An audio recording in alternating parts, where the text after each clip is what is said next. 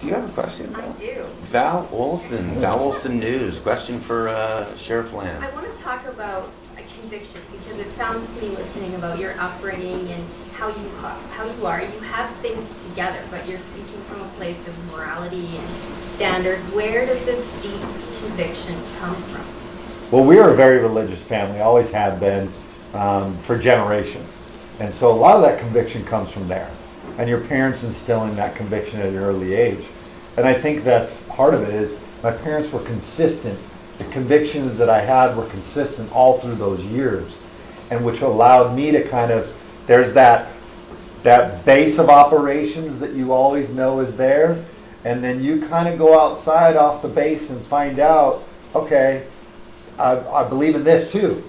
Because you know, my brothers and my sister were pretty similar in most cases, but I'm sure there are things that I'm very passionate about, that my convictions are off the charts on, that maybe they aren't as convicted on, even though we all had the same upbringing. So I think that religion for me is probably the biggest base of it, and consistent parents who did it, and then finding what you were put here on this earth with certain convictions. And I think that my life, the things I was raised with, combined with what I was sent here to this earth to do, and I've found those convictions. Believing in yourself and who you are and what you stand for, and having those convictions is a hard thing to do. Because we are our own worst critics. We get up in the morning, we look in the mirror, and we're like, I don't like the way I look, or I don't like I'm too heavy, or I need to lose weight, or whatever it is. And so inevitably that puts a chink in the armor in your convictions too.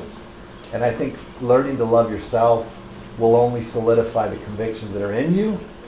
They're in there. It's a question of whether you're going to be vocal about it.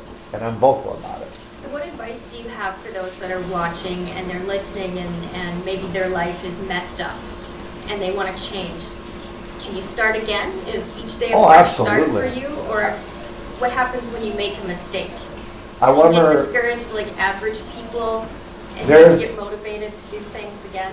That's a great question. There's a show called Vikings, and Ragnar Lothbrok is the king, and they're getting ready to leave the port, and they're going to go to battle again. And this was one of the first times he actually took his two young sons, twins, 10 years old probably, that one. And as they were sailing away from port, both of them were sitting there with their arms on the edge of the ship, looking back at the shore. And their dad turns and sees him and he says, don't waste your time looking back, you're not going that direction. And that's really what life is about. What you did yesterday, yeah, hopefully you can learn from it, but at the same time, that was yesterday. And you're not going back there. Everything is either in the now. And frankly, don't look too far in the future either. Most millionaires, what they have in common is they are not nostalgic. They're not nostalgic for the past or for the future. And what that allows is for you to live in the now and maximize the now. There is no guarantee that I will walk out of this house from this patio, get in my truck, and even make it home today. There are no guarantees. So you may as well give it hell while you're doing it now. And then I would say the other thing is be authentic. There is no time to waste trying to be somebody else. And this is the hardest thing for the Generation Z, the generation, the millennials, is because they see so much of what other people want them to see. In social media, everybody puts their best foot forward.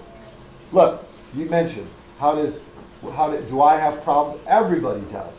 Everybody has trials and things that they have to deal with and on a daily basis. So just because you have them, you're not alone. Everybody has them. So the other thing I say is be authentic. Be who you are. Let me give you an example of this, and I speak about this. We all have different fingerprints. We all have different DNA. Your irises are different. We are different in every way. 100%. There's not a single person in this world out of the billions of people that are like you. Think about the power of that. That you are on an earth full of other human beings and you are completely unique to them. To me, that is, for one, that shows the power of God. And number two, it also shows how special you are and how unique and authentic you are. And I think it's everybody's duty and responsibility to share that authenticity with the world. Too many people don't. They're afraid to. They hide it. They don't hone it in. They don't let life bring it out of them. Life will bring it out of you if you let them. And trust me, it sucks if you're going to go that route. New levels bring on new devils. But if you want to truly tap into what you are meant to do, buckle up. But if you do, the authenticity life will drag it out of you and show it to the world. That's what life will do.